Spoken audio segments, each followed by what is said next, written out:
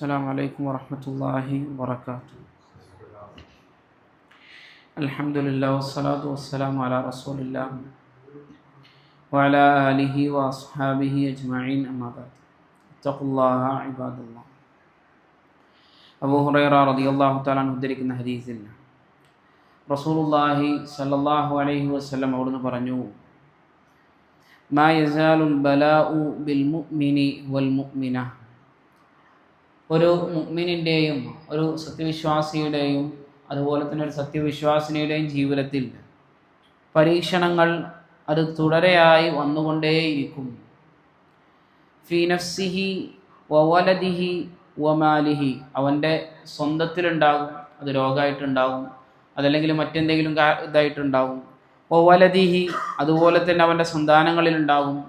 വമാലിഹി, അവൻ്റെ സമ്പത്തിലുണ്ടാകും. അപ്പോൾ ഒരു മനുഷ്യനെ ബാധിക്കുന്ന രൂപത്തിൽ ഏത് രൂപത്തിലും ജീവിതത്തിൽ പരീക്ഷണങ്ങൾ വന്നുകൊണ്ടേയിരിക്കും. ഒരു മുഅ്മിനാണ്, ഒരു മുഅ്മിനത്താണ് എങ്കിൽ എത്രത്തോളം റസൂലുള്ളാഹി സ്വല്ലല്ലാഹു അലൈഹി വസല്ലം പറഞ്ഞു, ഹത്താ യൽഖല്ലാഹ തആല, അല്ലാഹു സുബ്ഹാനഹു വ തആലയെ അവൻ കണ്ടുമുട്ടുന്നത് വരെ എന്ന് പറഞ്ഞു കഴിഞ്ഞാൽ അവൻ ഈ ലോകത്ത് നിന്ന് വിട പറഞ്ഞു പോകുന്നത് വരേക്കും ഒരു മുഅ്മിനും ഒരു മുഅ്മിനത്തും ആണോ അവൻ്റെ ജീവിതത്തിൽ പരീക്ഷണങ്ങൾ നിരന്തരമായി കൊണ്ട് വന്നുകൊണ്ടേയിരിക്കും. അതവൻ്റെ സ്വന്തത്തിലും അവൻ്റെ ധനത്തിലും അവൻ്റെ കുടുംബത്തിലും ഒക്കെ ഉണ്ടാകും.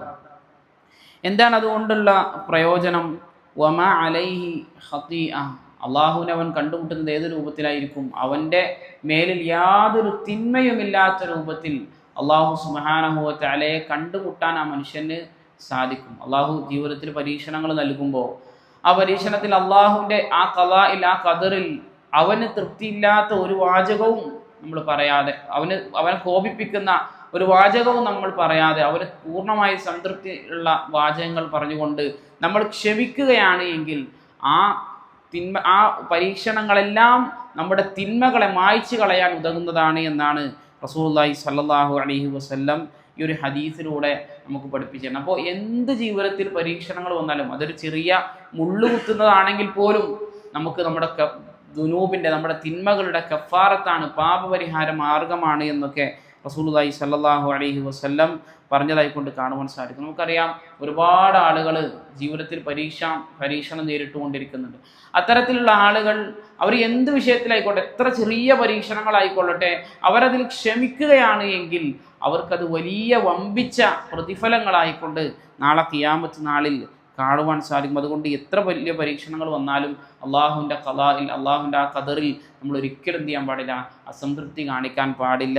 അങ്ങനെയാണ് എങ്കിൽ അള്ളാഹു നമ്മൾ കണ്ടുമുട്ടുന്നത് നമ്മുടെ മേലിൽ ഒരു തിന്മയുമില്ലാതെ ആയിരിക്കുമെന്നാണ് റസൂൽ കരീം സല്ലല്ലാഹു അലൈഹി വസല്ലം ഈ ഒരു ഹദീസിലൂടെ നമുക്ക് പഠിപ്പിച്ചിരുന്നു. അല്ലാഹു സുബ്ഹാനഹു വ തആല കാര്യങ്ങളെ കൃത്യമായി മനസ്സിലാക്കാനും അതനുസരിച്ച് ജീവിതത്തിൽ പ്രാവർത്തികമാക്കാനും എല്ലാമുള്ള തൗഫീഖ് നമുക്ക് ഏവർക്കും നൽകി അനുഗ്രഹിക്കുമാറാകട്ടെ. സുബ്ഹാനകല്ലാഹുമ്മ ബിഹംദിക അശ്ഹദു അൻ ലാ ഇലാഹ ഇല്ലാ അൻത അസ്തഗ്ഫിറുക വ അതൂബു ഇലൈക്. അസ്സലാമു അലൈക്കും വറഹ്മത്തുള്ളാഹി വബറകാതുഹു.